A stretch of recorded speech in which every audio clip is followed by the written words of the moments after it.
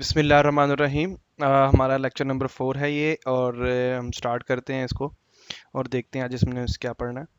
अच्छा, इसके अंदर हम सबसे इम्पोर्टेंट जो लेक्चर है हमारा व्हाट इज़ नैनो सर्वर को देखेंगे। नैनो सर्वर एक्चुअली है क्या, और फिर हम कुछ इसको कॉन्फ़िग इंस्टॉलेशन करेंगे नैनो सर्वर की, और फिर उसको हम कॉन्फ़िगर करके देखेंगे कि आया इसकी कॉन्फ़िगरेशन कैसे होती है, रोल्स एंड सर्विसेज आप कैसे इंस्टॉल करते हैं, और क्या क्या ऑप्शंस आपके पास नैनो सर्वर में अवेलेबल होती है। ठीक है। अच्छा, नैनो सर्वर दिखाने के लिए सबसे पहले आपको मतलब सिंपल वर्ड्स में जियोग्राफिकल समझाने के लिए एक छोटी सी इमेज मैंने ऐड की है। ठीक है, आपको याद होगा कि जब हम पहले इससे पहले आज से पहले जब भी आप विंडोज़ इंस्टॉल करते रहे हैं तो आपके पास हमेशा इंस्टॉलेशन मीडिया में दो ऑप्शंस आती थी कि install server core with desktop GUI based, ठीक है, वो चाहे डाटा सेंटर हो, स्टैंडर्ड हो, और दूसरा आपके पास ऑप्शन होती थी सर्वर कोर। सर्वर कोर का जैसे आपको ही पता है कि वो एक मिनिमल होता था, बिल्कुल लाइट सा होता था, ठीक है, as compare to standard GUI based. और सर्वर कोर में उसके पैकेजेस लेस होते थे, कमांड लाइन होता था, ये सारा मैंने जो ऊपर लिखा हुआ है यही लिखा हुआ है कि वो कमांड लाइन वर्क करता था। ठीक है, उसके ऊपर नोट पैड इंस्टॉलर या रिमोट के जरिए आप उसके अंदर चीज़ें इंस्टॉल करते थे, एसएसएच कर लेते थे, आप रिमोट रजिस्ट्रीज करते थे। सर्वर कोर में कोई भी काम आप जीयूआई नहीं कर सकते थे, आपको कमांड लाइन ही सब कुछ परफॉर्म करना पड़ता था। फायदा क्या था इसका, ये बहुत मिनिमल होता था, बहुत लाइट होता था as compare to whole server जो आपका सर्वर विद जीयूआई बेस्ड है। ठीक है, और अब हम अगर नैनो की बात करें जो उन्होंने तीसरा वर्जन इंट्रोड्यूस करवाया है, वो सर्वर कोर से भी लाइट है। ठीक है, लाइट कैसे है, किस सेंस में है, वो हम अभी पढ़ते हैं कि जो सर्वर कोर आप देख लें, Windows server 2016 introduce a version of even smaller than server core. Server core से भी स्मॉलर इन्होंने एक वर्जन लॉन्च किया है जिसको इन्होंने नैनो सर्वर का नाम दिया गया। ठीक है, एक चीज हमेशा याद रखिए, नैनो सर्वर हमेशा as a Hyper V as a VM install होगा, ये इटसेल्फ किसी हार्डवेयर पे डायरेक्ट इंस्टॉल नहीं हो सकता। क्लियर है। दूसरी चीज ये है कि अगर आप नैनो सर्वर को देखें तो इसकी तमाम कंपेटिबिलिटी जो है वो आपके क्लाउड इंफ्रास्ट्रक्चर के साथ है, एज्योर के साथ, infrastructure as a service, platform as a service. इन चीज़ों के उन्होंने मद्देनजर रखते हुए किया गया, क्योंकि आगे दुनिया सारी क्लाउड पे शिफ्ट हो रही है। तो क्लाउड पे आप इतने बड़े बड़े सर्वर तो नहीं रख सकते, मतलब Windows server GUI based standard install किया हुआ है, काम कुछ नहीं है, 20-30 GB उसने ऐसे ही लिया हुआ है, लोड इतना है, सीपीयू इतना यूज हो रहा है। ठीक है, तो उन चीज़ों को ख्याल में रखते हुए कि नैनो सर्वर बिल्कुल स्मॉल सा वर्जन उन्होंने एक इंट्रोड्यूस करवाया है जो कि कंपेटिबल भी है, प्लस बहुत परफॉर्मेंस में as compare to server core और एज कम्पेयर टू अदर बहुत अच्छा है। ठीक है, प्लस ये आपका as a Hyper V install होता है, इसके अंदर बहुत ऑप्शंस हैं। सबसे बड़ी बात ये है कि सर्वर कोर पे सॉरी नैनो सर्वर पे आप कोई भी काम उसके जीयूआई पे, मतलब उसको कमांड लाइन से जिस तरह हम कहते हैं कि फिजिकली जिस तरह आप उसको ओपन करके नहीं कर सकते। जैसा जिस तरह ESXi आपको याद होगा हमने किया था VMware में, तो उसमें क्या होता था कि आप फिजिकल सर्वर के ऊपर सिर्फ आईपी और नेम शेम कॉन्फ़िगर कर सकते हैं, नेम वगैरह। यहाँ भी नैनो सर्वर में भी यही है कि फिजिकल पे आप आईपी नेम इस तरह की चीज़ें कॉन्फ़िगर कर सकते हैं। उसके बाद का जो भी काम है, जो भी आपने करना है, वो सारा आपने कमांड लाइन करना है प्लस रिमोटली करना है। ठीक है, रिमोटली होगा, आप रिमोट डेस्कटॉप नहीं कर सकते क्योंकि इसका जीयूआई तो है नहीं। हाँ, आप रिमोटली इसके ऊपर काम जरूर कर सकते हैं, टूल्स यूज करते हुए, पावरशेल यूज करते हुए, विंडो सर्वर के अंदर ऐड करते हुए आप वैसे काम कर सकते हैं। फिजिकली इसके ऊपर कुछ भी नहीं कर सकता, तो इट्स मीन के it's secure in the cloud as well. Cloud में अगर आपकी कोई वीएम पड़ी है तो कोई भी अगर उसको एक्सेस करता है तो फिजिकली उस पर कुछ चेंजेस नहीं कर सकता, वो मैक्सिमम शट डाउन कर सकता है, उसको आईपी शाईपी चेंज कर सकता है, लेकिन जो काम है, जो कॉन्फ़िगरेशन है, जो डाटा है, वो सारा आपका रिमोटली मैनेज होगा। ठीक है। अच्छा, इसके बारे में बात करते हैं कि मतलब देखें, इसमें अगर हम बात करें तो इसको लेस कैसे किया गया, थोड़े से इसके की फीचर पढ़ लेते हैं। Nano server is a stripe down version of Windows server developed by Microsoft.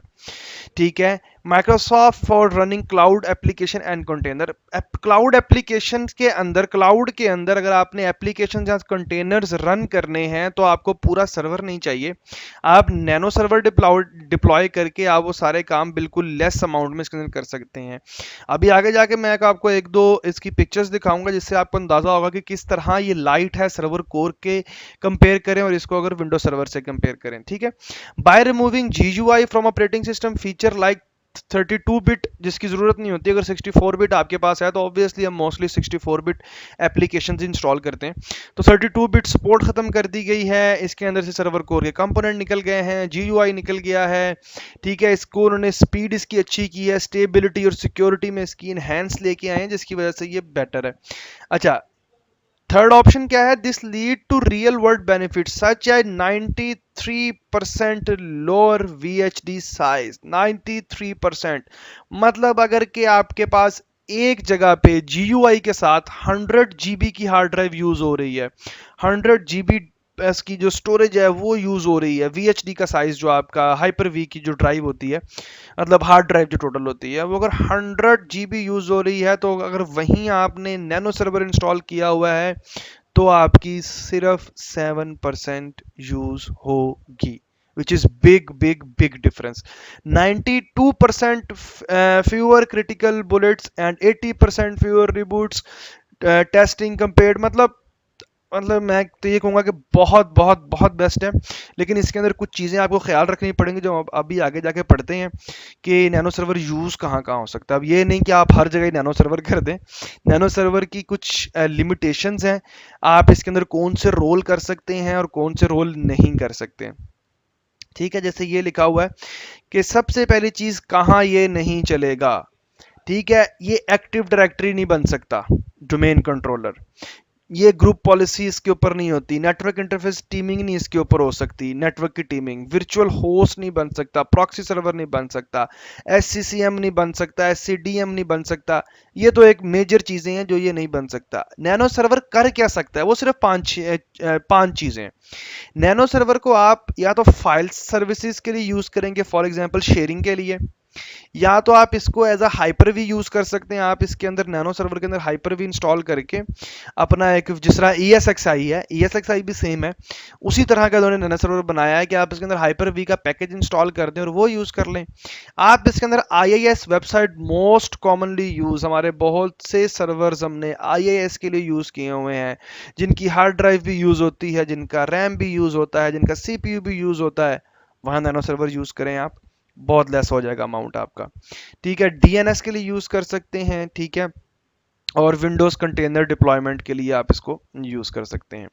अच्छा, मेन क्वेश्चन, सर्वर कोर और नैनो सर्वर में क्या फर्क है। ठीक है, क्योंकि दोनों सेम सेम लग रहे हैं, क्योंकि सर्वर कोर में भी आप कुछ फीचर्स इंस्टॉल कर सकते हैं, सब कुछ नहीं कर सकते। While Nano Server shares similarity with Server Core option introduced in Server 2012, Nano Server is even learner than Server Core, 12 times smaller than Server Core, 12 time, and it is optimized to use in modern cloud। वही cloud में इन्होंने गौर किया है, cloud के साथ compatible किया है, तो ये मेनली इनका फोकस क्लाउड के ऊपर है, क्योंकि आगे चीजें क्लाउड पे शिफ्ट हो रही हैं, तो आहिस्ता आहिस्ता क्लाउड ड्रिवन चीजें आ रही हैं। Born in cloud application running on physical server as a VM और इन अ कंटेनर, आप इसको रनिंग फिजिकल सर्वर, VM और कंटेनर पे भी इसको चला सकते हैं। ठीक है, आप क्लाउड में आप यूज कर सकते हैं इसको। विंडोज सर्वर टेक्निकल प्रीव्यू 2 के अंदर ये अवेलेबल हो गया था। ये थोड़ी इन्फॉर्मेशन है इसके बारे में। अच्छा, एक पॉइंट मैं यहाँ बताना चाह रहा था, वो क्या था, मेरे जहन से निकल गया। Nano server following DNS IIS Hyper V, शायद जेन से निकल गया। अच्छा, जेन में आएगा तो मैं आपको लोगों को बता दूंगा वो। अच्छा, ये एक मोस्ट इंपॉर्टेंट इमेज है। अब सबसे पहले आप सबसे ऊपर वाली जो इमेज है, ठीक है, उस पर गौर करें कि ये एक्चुअल है क्या। देखें, पहले आपके पास था Windows server full installation image जिसका साइज चेक कर लें आप। फिर आपके पास आया सर्वर कोर, ओके। फिर आपके पास GUI आया, मिनिमल सर्वर इंटरफेस आया और सर्वर कोर आया। ठीक है, कि आप जरा GUI को कंट्रोल कर लें, ठीक है, उसकी चीज़ों को कंट्रोल कर लें। फिर जो लास्ट में है वो है आपके पास Windows server complete server core और नैनो सर्वर बहुत स्मॉल है सर्वर कोर के कंपेयर। नीचे वाली इमेज में बहुत इंपॉर्टेंट इमेज है, कलर कॉम्बिनेशन याद रखें, जो ब्लू है वो नैनो सर्वर है, येलो वाला जो मुझे येलो लग रहा है शायद ऑरेंज है वो सर्वर कोर है, और ये लास्ट वाला फुल सर्वर है। ठीक है, अब देखें अगर मैं बात करता हूं कि पोर्ट्स ओपन, तो नैनो सर्वर के अंदर सिर्फ 12 पोर्ट्स ओपन होती हैं by default, Windows server core के अंदर 31 और विंडोज सर्वर कंप्लीट के अंदर 34। तो अगर हम कंपेयर करने लगे तो 31 से 12 बहुत डिफरेंस है। रीबूट रिक्वायर्ड, नैनो सर्वर को 3 रीबूट रिक्वायर्ड है नॉर्मली, मतलब ये नॉर्मल बात हो रही है, अगर मतलब एक मंथ का स्टैट लूं या कुछ पैचेस की बात करूं तो 3 दफा रीबूट रिक्वायर्ड होता है। सर्वर कोर को 6 दफा होता है और नॉर्मल सर्वर को 11 दफा होता है। तो कितना डिफरेंस है इसके अंदर। फर्स्ट बूट, आपका जो फर्स्ट टाइम बूट होता है कितने सेकंड्स में होता है, सर्वर नैनो सर्वर 12 सेकंड में, अगर अगर आपकी एसएसडी लगी हुई है, ये एक शर्त है क्योंकि ये तमाम एसएसडी के स्टैंड है, तो 12 सेकंड में बूट कर लेगा। सर्वर कोर 41 सेकंड में बूट करेगा और आपका पूरा सर्वर 62 सेकंड्स ले लेता है बूट करने में। पैचेस की बात करें तो इसके एवरेज पैकेज 2 आते हैं नैनो सर्वर के, सर्वर कोर के 8 आते हैं और विंडो सर्वर के 23 आते हैं, क्योंकि ये बहुत बहुत बहुत बड़ी चीज है। अच्छा, VHD size most important, 8 GB for full, 6 GB जहां लेता है सर्वर कोर, 8 GB फुल मतलब एवरेज 8 GB ले लेता है आपका full GUI based server VHD, 6 GB लेता है सर्वर कोर, और यहां देखें कितना है 0.41, मतलब कि मैं सर्वर कोर 6 इंस्टॉल, मतलब 6 भी नहीं, ये हाफ है तो मतलब 2 12, 12 मेरे 12 नैनो सर्वर होंगे तो वो उतनी स्पेस लेंगे जितनी मेरी एक सर्वर कोर ने ली है, जस्ट सर्वर कोर ने। और अगर मेरे यही 24 नैनो सर्वर होंगे तकरीबन एवरेज, तो फिर मेरा जाके कहीं एक विंडोज सर्वर कंप्लीट बनेगा। तो मतलब 24 सर्वर मैं एक साइड पे चलाऊं और एक सर्वर एक साइड पे चलाऊं तो उनकी यूटिलाइजेशन सेम होगी, तो इट्स अ बिग डिफरेंस। ठीक है, तो अब चलते हैं अपनी लैब की तरफ। लैब में अब इसको इंस्टॉल करते हैं सर्वर कोर को, ओ सॉरी नैनो सर्वर कोर, देखते हैं इसकी इंस्टॉलेशन का मेथड क्या है और इसको इंस्टॉल कैसे करते हैं, और फिर देखते हैं कि इसकी कॉन्फ़िगरेशन आप लोग कैसे करेंगे और चीज़ों वगैरह को इसको में कैसे देखेंगे। ओके, तो हम अपनी लैब में आ चुके हैं। लैब में मेरे पास ये विंडोज सर्वर 2016 इंस्टॉल है, इसके ऊपर मैंने हाइपर वी का अपना रोल इंस्टॉल कर लिया हुआ है। ठीक है, हाइपर वी के रोल से पहले अब हम चलते हैं, हमें सबसे पहले क्या चाहिए, विंडोज सर्वर 2016 का आईएसओ इमेज। आईएसओ इमेज हमें क्यों चाहिए, क्योंकि आईएसओ इमेज के अंदर से ही हम नैनो सर्वर को एक्सेस करेंगे, उसका फोल्डर चेक करेंगे। तो आप आईएसओ इमेज माउंट कर लें, उसको ओपन कर लें। ओपन करने के बाद आपके पास नैनो सर्वर का फोल्डर नजर आ रहा होगा। ठीक है, इसके अंदर डिफरेंट फाइल्स हैं, ठीक है, पैकेजेस हैं। पैकेजेस में आप जाएं तो ये देखें कि होस्ट IIS, जैसे कि मैं बता चुका हूँ, SSM शील्डेड VMs, ये सारे पैकेजेस के अंदर मौजूद हैं। हमने करना है नैनो सर्वर इमेज क्रिएट करनी है फॉर अपना हाइपर वी के लिए। आप इस पूरे फोल्डर को यहाँ से कॉपी कर लें और अपने सी के अंदर यहाँ कहीं मैं पेस्ट कर देता हूँ सी के अंदर। अच्छा, अब मेरे पास ये इमेज आ गई है। अब मुझे क्या करना है, सबसे पहले मुझे पावर शेल को रन करना है। पावर शेल को रन एज एडमिनिस्ट्रेटर करेंगे हम, और उसके बाद हम इस पाथ पे आएंगे और फिर उसके बाद हम यहाँ से कमांड को रन करेंगे अपनी।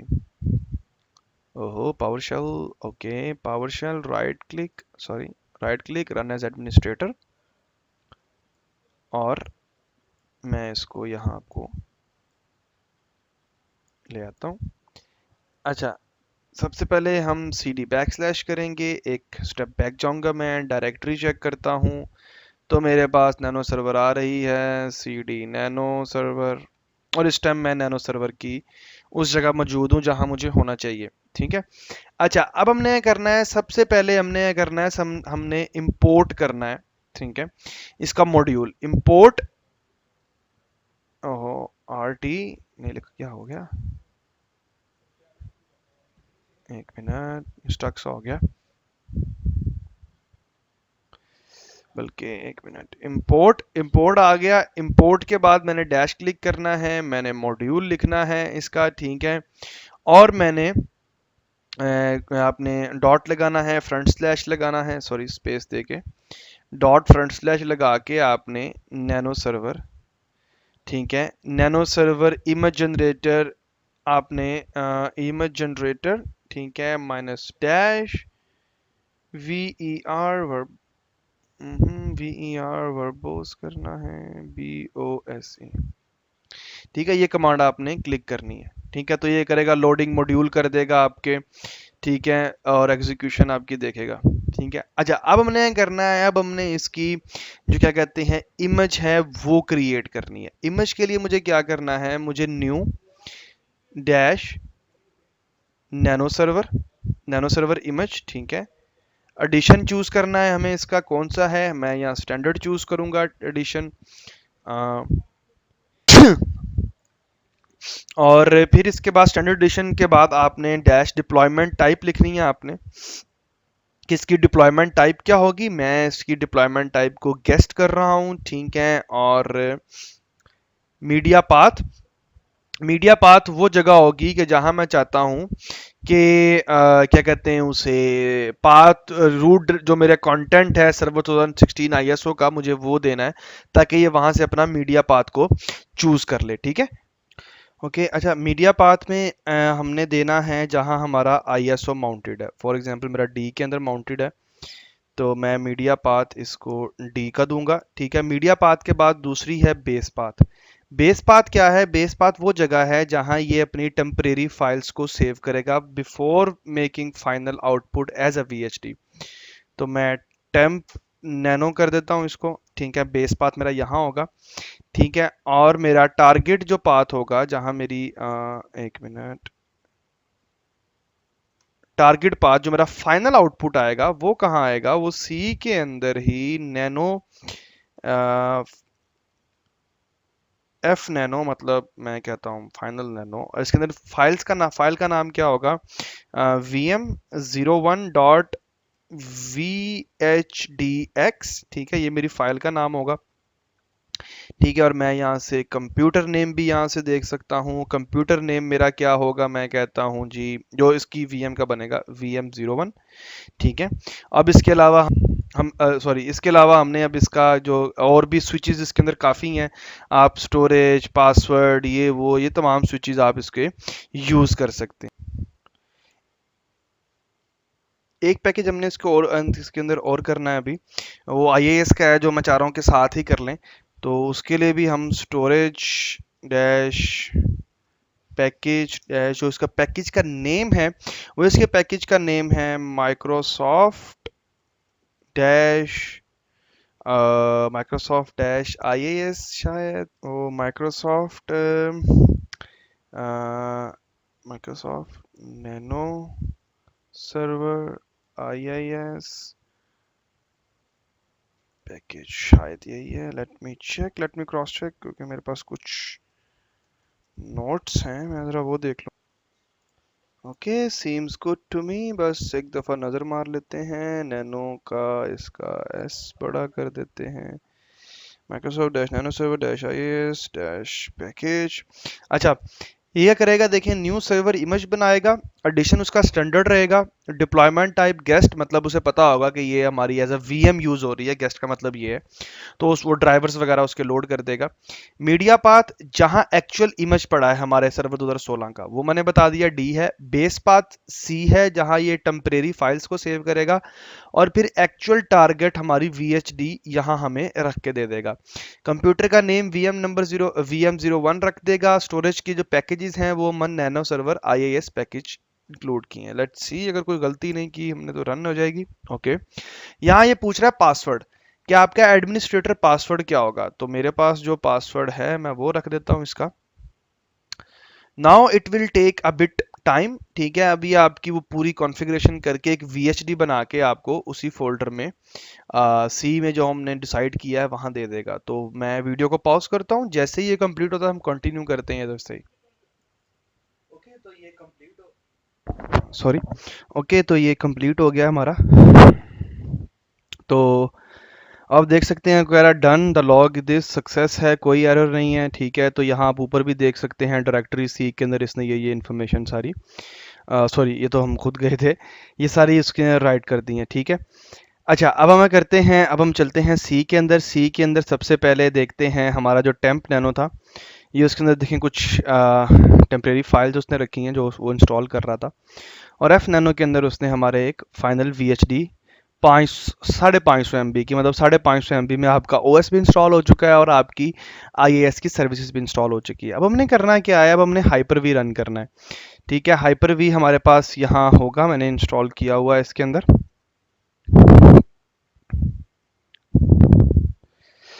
हाइपर वी एक मिनट, अभी मैंने रोल इंस्टॉल किया तो था इसका, एक मिनट।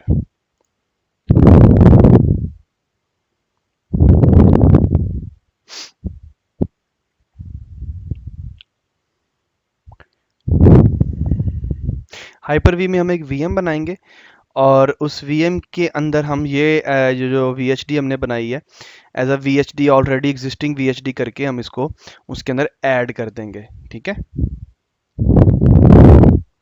तो भी मेरे ख्याल में इंस्टॉल हो रहा है ये। शायद अभी रहता था, ये मैंने पहले ही बंद कर दिया। तो ये इंस्टॉल हो जाए मेरा हाइपर वी का रोल, तो फिर हम इसको यहीं से कंटिन्यू करते हैं। तो ये हो गया सक्सेस, इसको मैं क्लोज कर रहा हूँ। यहाँ आपको हाइपर वी नज़र आ जाएगा आपका। ठीक है, हाइपर वी चल रहा है इसके अंदर। और अब हमने इसका हाइपर वी का जो मॉड्यूलेटर होता है जो रन करता है, उसको रन करना है। तो उसके लिए स्टार्ट पे क्लिक करते हैं अपने, और न्यू सर्वर एडमिनिस्ट्रेशन टूल में जाते हैं। और नीचे आप अगर आएंगे तो आपके पास हाइपर वी मैनेजर आ रहा है, आप इसको ओपन कर लें।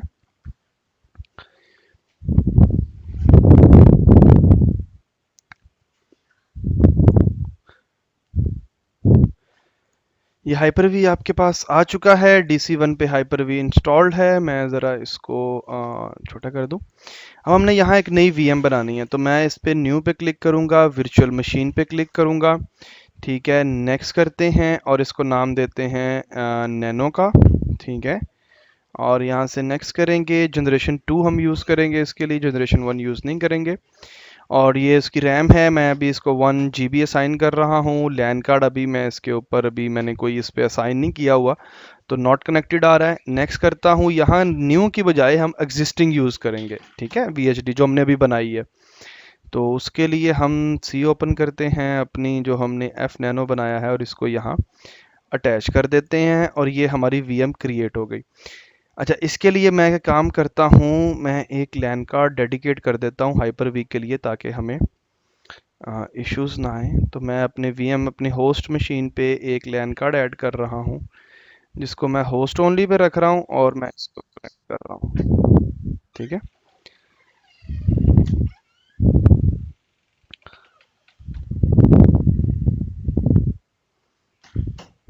ठीक है। अब हम चलते हैं अपने लोकल सिस्टम के लैन कार्ड पे, ताकि हम उसको ऊपर आईपी कॉन्फ़िग मतलब देख लें कि वो हमारे पास आ गया कि नहीं आया।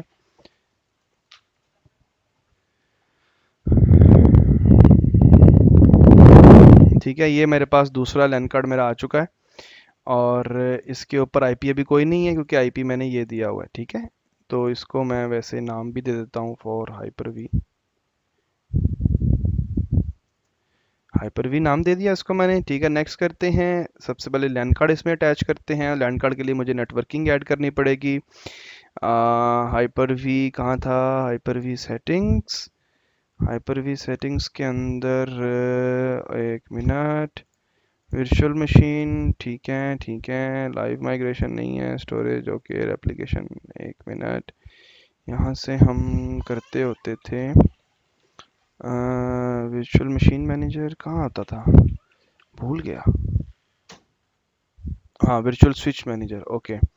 तो न्यू बनाएंगे इंटरनल। ठीक है, जो प्राइवेट होगा वो करना चाहते हैं, इंटरनल करना चाहते हैं, एक्सटर्नल करना चाहते हैं।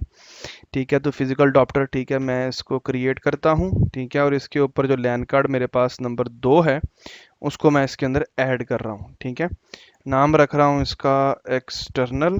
ठीक है, और ये हम पहले भी कर चुके हैं पिछली लैब्स में।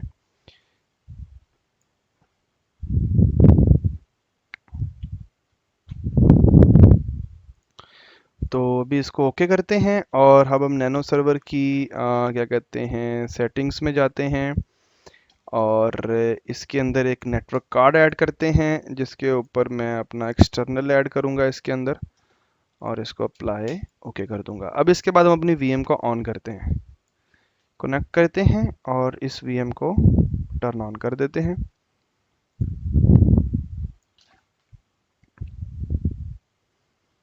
लैन कार्ड सेटिंग मैंने इसलिए की है क्योंकि लैन कार्ड इंपॉर्टेंट है, क्योंकि जो भी हमने करना है वो वर्चुअल तरीके से करना है, ठीक है, और उसके बगैर हम नहीं कर सकेंगे, ठीक है। ये क्या है, server fail, no enough memory to system to start the virtual machine. Okay, मेरी मेमोरी का इशू है, एक मिनट।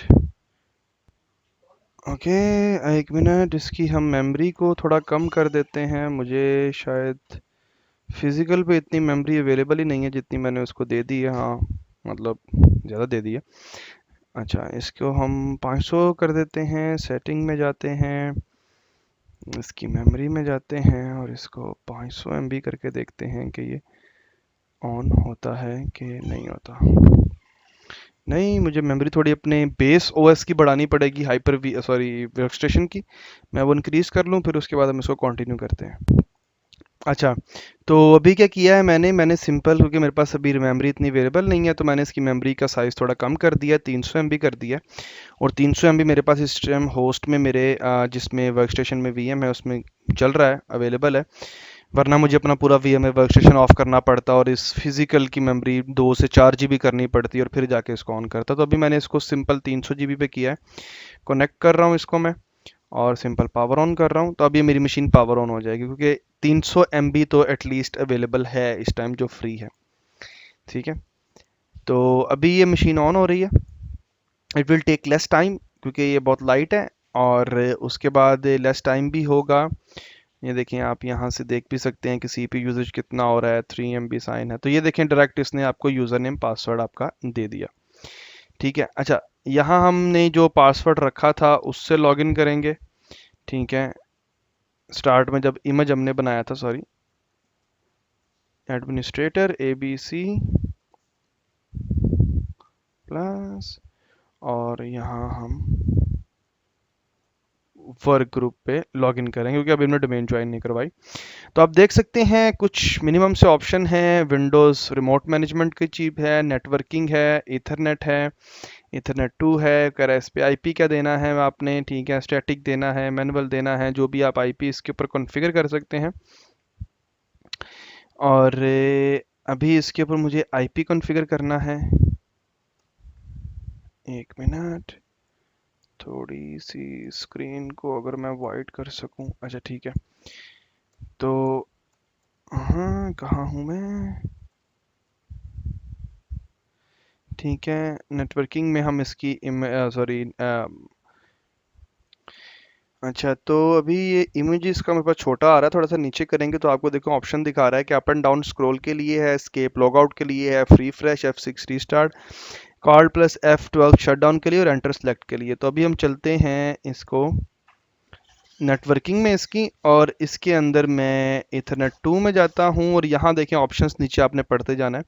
F11 के लिए कह रहा है कि आपकी अगर IPv4 सेटिंग करनी है आपने तो आप F11 दबाएं। DHCP पे है, DHCP मैं इसका क्या कहते हैं उसे डिसेबल करता हूँ। F4 मुझे दबाना पड़ेगा यहाँ से डिसेबल करके, और एक मिनट, डिसेबल, और enter save, enter save. Invalid IP address मुझे देना है, एक मिनट,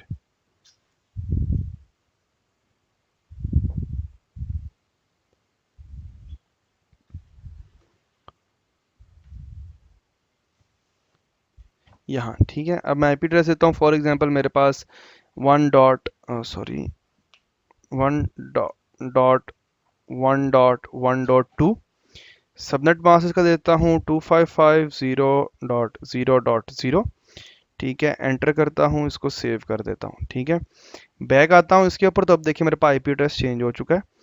दूसरे इथरनेट पे मैं इसके आईपी दे रहा हूँ कि अभी तक मुझे नहीं पता, क्योंकि मैंने दो आकार अटैच किए थे, इसलिए मैं दोनों पे आईपी असाइन कर रहा हूँ ताकि इन केस अगर मुझे कोई इशू आए तो मैं उसको टैकल कर सकूँ। आपने इसके ऊपर अपना जो ये है इसको आपने F4 डिसेबल कर देना है, टैब दबाएंगे, मैं जो कीज दबा रहा हूँ, F4 से डिसेबल, टैब, IP 1.1.1.3, ठीक है, फिर टैप 255.0.0.0 एंटर सेव।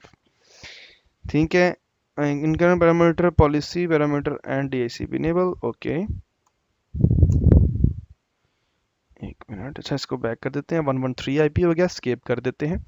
दोनों पे आईपी आ गए। अब आपके पास इनबाउंड फायरवॉल रूल आ रहे हैं कि आपकी इनबाउंड ट्रैफिक जो है वो किस पे आ रही है, कौन कौन सी फायरवॉल के आप रूल इसके अंदर देख सकते हैं। आप ये सारे इस पे मैनेज कर सकते हैं। ठीक है, हमें जो मोस्ट इंपॉर्टेंट चीज़ है, अब एक काम करते हैं, हम अपनी बेस मशीन पे आते हैं और बेस मशीन का CMD ओपन करके पिंग ओहो, ये शायद मैं बिल्कुल ही बेस पे चला गया हूँ। इस पे आ जाते हैं, पिंग करता हूँ मैं 1.1.1.2 को, जो कि मेरी अंदर मशीन है। ठीक है, हमने मेक श्योर करना है हम इसको पिंग कर सकें। जब पिंगेबल ये हो जाएगी, होस्ट ओनली है, तो अब तो हमारे पास ये आपका क्या कहते हैं, वर्किंग जो इसके नेटवर्क की है वो स्टार्ट हो जाएगी और फिर हम उसको करेंगे। ठीक है, तो सबसे पहले हम इसकी फायरवॉल की सेटिंग कर लेते हैं। तो हम इसकी फायरवॉल में ही हैं, एक दफ़ा बैक जाते हैं हम। इनबाउंड फायरवॉल रूल हमने अपनी printer and services sharing on करनी है। आप इस पर क्लिक करें। अभी देखें एनेबल्ड नो है, मतलब डिसेबल्ड है। ठीक है, तो मुझे इसको ऑन करना है, मतलब इनेबल करना है ताकि मैं अपनी सर्विसेज को रन कर सकूं। तो मैं शिफ्ट प्लस F4 दबा रहा हूँ, एंटर कर रहा हूँ। ठीक है, शिफ्ट F4 स्केप। ठीक है, यहाँ भी मैं F4 escape, file printer F4 escape,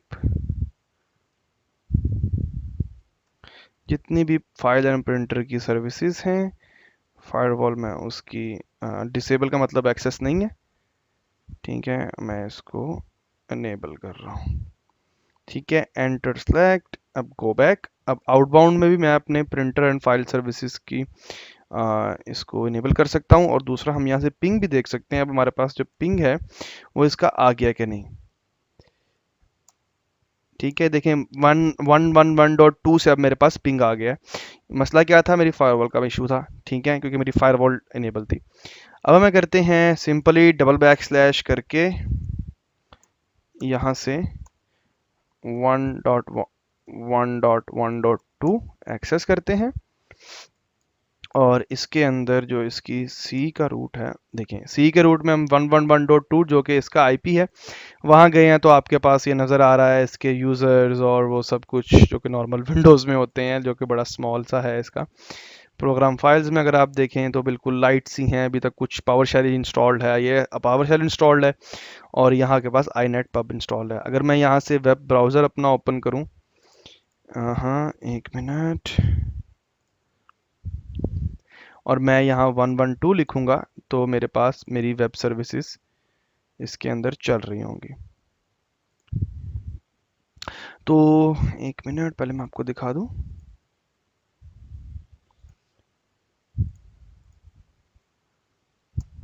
ओहो,